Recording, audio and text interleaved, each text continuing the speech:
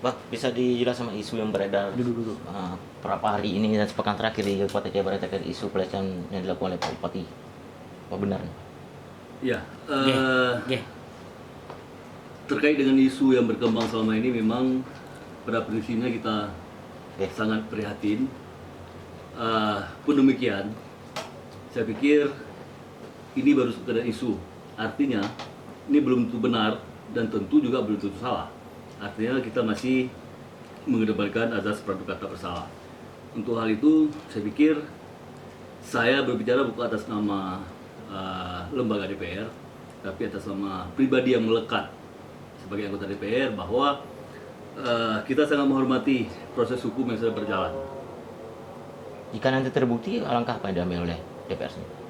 Ya saya pikir DPR dalam hal ini pasti bersikap terhadap hal ini gitu. Dan tentu semuanya ada mekanismenya.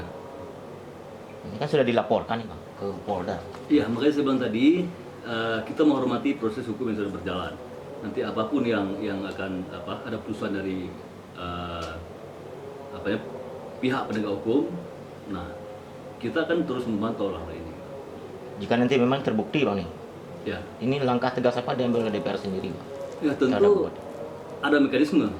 Ya, mekanisme yang paling tepat DPR, lembaga DPR itu akan menggunakan hak angket. Dan dalam ini kan kita bisa melakukan pansus dan segala macam.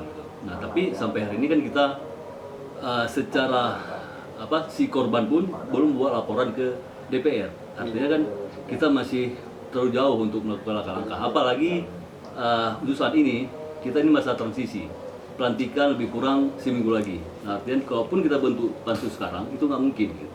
Jadi kasusnya kayak nanti setelah pelantikan nanti Pak? Ya, jadi saya nggak bisa jamin juga, tapi artinya ini kan semuanya butuh proses. Gitu. Rencana pansus yang akan dibentuk itu untuk anggota DPR sekarang nggak bisa dibentuk.